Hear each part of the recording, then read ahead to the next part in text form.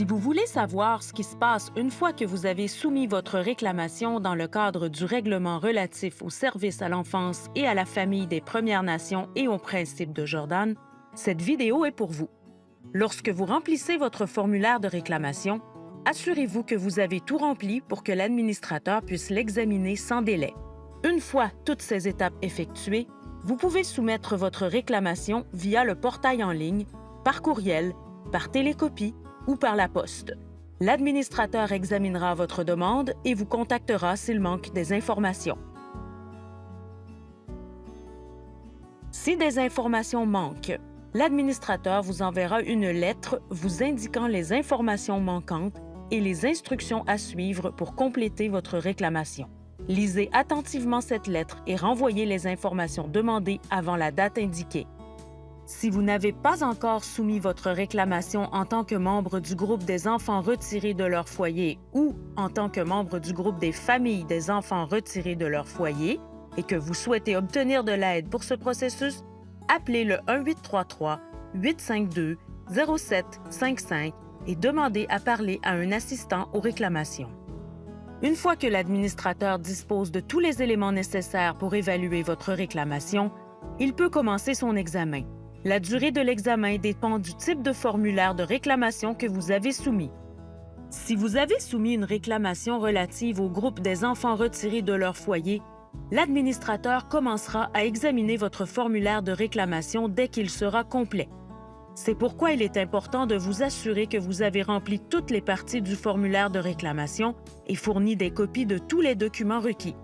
Les réclamants dont l'admissibilité peut être confirmée par la base de données de Services aux Autochtones Canada peuvent recevoir une décision d'admissibilité dans un délai de 6 mois.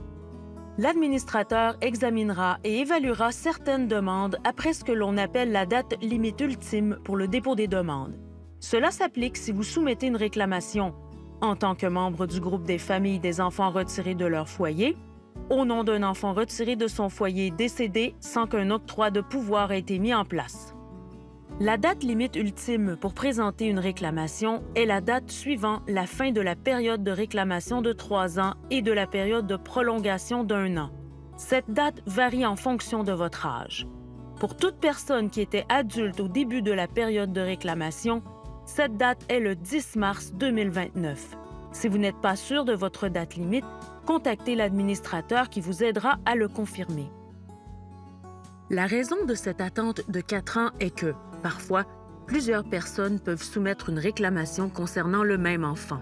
Par exemple, certains enfants ont plusieurs proches responsables et plus de 2 personnes peuvent soumettre une réclamation concernant le même enfant. L'administrateur doit attendre l'expiration du délai de soumission d'une réclamation avant d'évaluer quels parents ou grands-parents responsables peuvent être admissibles à une indemnisation en rapport avec l'enfant. Un autre exemple est celui où plusieurs héritiers vivants soumettent une réclamation au nom d'un réclamant décédé. Ce délai est nécessaire pour que tous ceux qui souhaitent faire une réclamation aient la possibilité de le faire avant que les décisions ne soient prises. Une fois que l'administrateur aura terminé son examen, il vous enverra une lettre contenant sa décision concernant votre réclamation, si elle a été approuvée, refusée ou si l'évaluation de votre réclamation n'a pas été concluante. Si votre réclamation est approuvée, vous recevrez une lettre d'approbation d'admissibilité accompagnée des options de paiement disponibles, par chèque ou par virement bancaire. Vous disposez de 60 jours à compter de la date de votre lettre d'approbation d'admissibilité pour informer l'administrateur de la manière dont vous souhaitez recevoir votre indemnisation. Des informations et des ressources pour vous aider à prendre des décisions concernant votre indemnisation sont disponibles sur www.fnchildclaims.ca/fr/indemnisation/IF. Si vous ne répondez pas dans les 60 jours, un chèque vous sera envoyé par la poste à l'adresse indiquée sur votre formulaire de réclamation.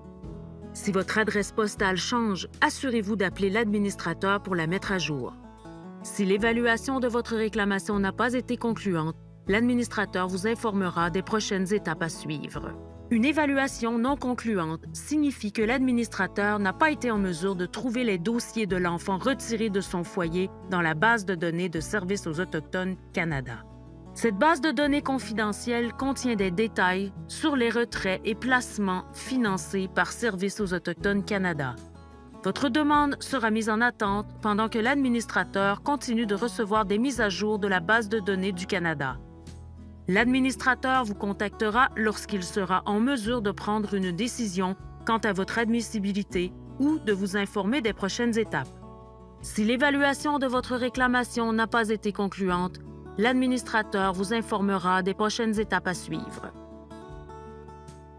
Si vous n'êtes pas admissible à une indemnisation, la lettre de décision de l'administrateur vous en expliquera la raison. Vous recevrez également des informations sur la marche à suivre si vous souhaitez faire appel de la décision lorsqu'un appel est autorisé.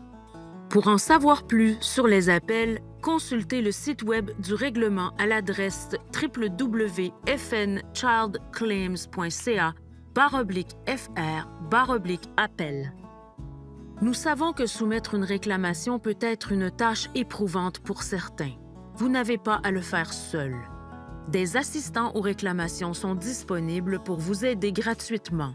Appelez le 1-833-852-0755 pour les contacter.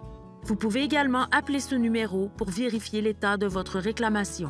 Si vous avez soumis votre réclamation via le portail du règlement, vous pouvez vérifier son état en ligne.